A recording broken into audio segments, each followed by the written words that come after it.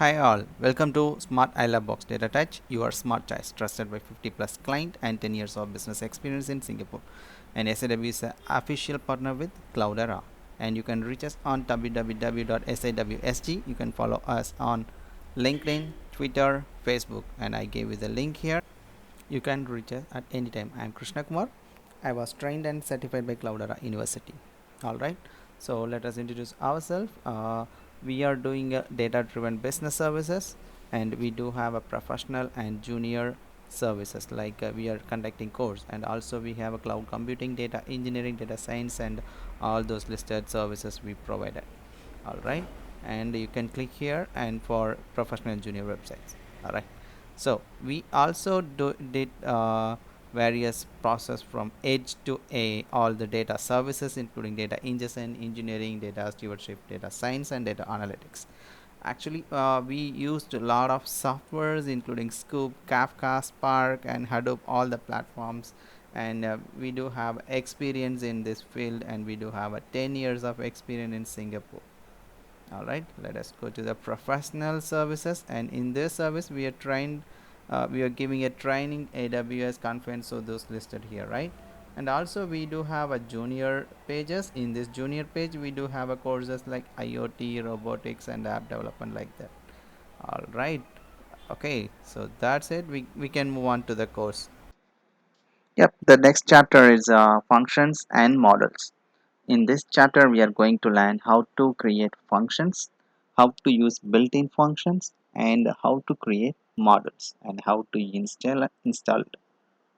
And yeah, functions can be created using the keyword def, and this is a syntax like a def. It's a define and name of a function and the parameters. And inside of this, the our functions, we can give our statements. It may we have an option like a return or not. This is an example, right? Yeah, you can see here there is a def. I'm going to declare my function def, and my function name is odd or even, and in this I giving a num parameter. Okay, and in this function what I wrote, if num modulus of 2 equal to 0, return number. In this, the number is even. Number means whatever the value we give. Yeah, and elif, so we already discussed about if elif else function, right? And yep, you know that if elif and else function, right? Elif, so number is going to check, and if number is equal to 0, it return the value of it, the number is 0. Else it return f number, and you can see the curly braces. This is called f string, right? So you can see f double quote, right? Let me move on. So this is my function. I copied it, and you can see define. This is my function name, and num you can see here, right? And yeah, this is my whole function, and this is a statement, and here I am going to call my function. Okay, whenever I calling that, so this is our entire function, right? I'm going to run this. Yeah, you can see number 9 is odd. Okay, so I'm going to change the number 9 to any number, like any even or 0, whatever. You can see the result is, yeah, the number 0 is 0. So yep, and so this is what my output, and this is way we are going to call our functions using the function name, and we can give the actual parameters, what how many numbers of parameters we given into that program. You can take on count, right? Yep, now see, number 12 is even. Yep, you got it, right? I thought you would you might understand this function. All right, okay, I can give one more example. For odd, number 13 is odd, so this is why we can call, and we can give a parameters into that, and this argument, right? So next one is one line functions in Python. It's a single line function, all right? And place statement after return. Okay, for example, this is a example. Define add x comma y, return x plus y. So whatever the functions we need to do, whatever the operators we need to do, and we can change it, like suppose if we want to multiply, we can return as a x into y, like that. All right. Yep. So let me see some example. So this is our one line function. Yep. You can see here, I'm going to copy and paste that program. Def add x comma y. So this is a define, and add is my function name, and I'm just giving our parameters, two parameters, x comma y. Okay, and after that I just return the value, print x plus y. Okay, so this is way we can create a program one line. Okay, and again I'm going to call the value. Okay, and yep, we got some error. All right, so this is what error x. I removed that and I can rerun the program. Yeah, now I've got the result. Okay, number 9. Yeah, so this is a one line function, and yeah, we can pass the arguments and into the parameter. It will give the whatever the return result we give. Next one, assigning and passing functions. Functions are the first class objects. We can assign them, we can pass as arguments, we can store in a data structure, like we can store it inside that list or tuples, etc, etc. Assigning means nothing but we are going to assign into any variable. We can store it our function into any one variable, or you know that what variable it is, right? Like I'm going to give a my function name, I already gave the function name add, right? And I can yeah, I can use a sum equal to add of add. We can set it as a add. Next one, we can pass as a arguments even. Okay, so let me see some example. Yep, this is an example, even equal to odd or even. So I am assigning my function odd or even function into one variable called even.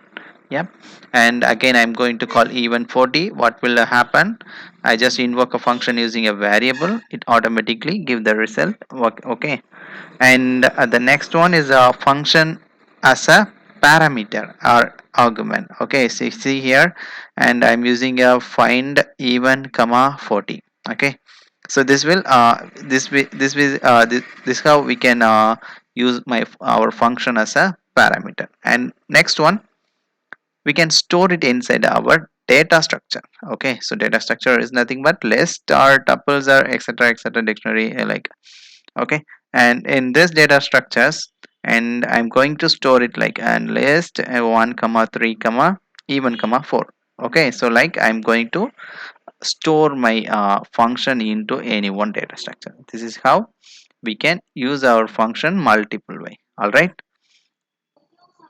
Yep, we can move on the next one.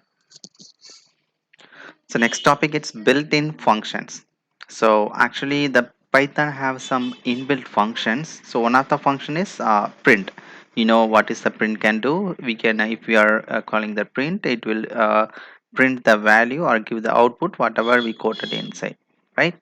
Yep. And so if you want to see the complete built-in function in your Python, you just use this import built-ins, and you can use like a help built-ins. So if you are entering into in this, you can see all the built-in program, the whatever the programs it's built inside our model or Python.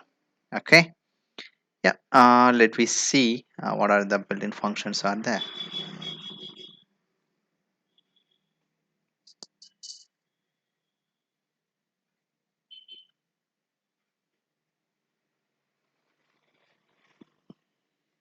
Yep, so you can move on to that your PyCharm, and you just use your keyword built-in, right? Yeah, first I'm going to import built-ins, and you can print help built-ins. Yeah, so once you are enter, and you can run your program, and you can see the result. Yep, it's a lot of programs, inbuilt functions, keyword, everything it will be described, and complete program there. Yeah, you can see here. So we can go up. Yeah, so this is a complete built-ins, name built-in and built-in functions, exception and other objects. And this is a description, and this is our classes, object, exception errors, and how many functions, and in what it can show you all the functions or built-in functions, right? So these all are built-in functions. These are our warnings, and this is a type error, and these all are that. Yes, so here are the errors types integer, float, and string, list, tuples. So yeah, these all are the keywords, or this is the inbuilt functions. Okay, so this is under this is the explanation, and we can create. Okay, all right. Yep. So these are all the built-in function. If you want to know this built-in function, you can directly type your system like import model. Okay. So next one, model. What are models? Models are nothing but it's a breakup application into smaller logical pieces, or models or libraries, like a small pieces of models together, and we can store it on any other function, any other like model libraries, and we can use it like. And what are the advantage? Many advantages we have using a model. One is a simplicity, and we can maintenance, and we can reuse the code again and again whenever we need it. So that's a advantages for these models or libraries. You can save it a library in your model, and whenever you are required, you just call that. Okay, for example, I'm going to import on library pandas. Aware about the pandas, right?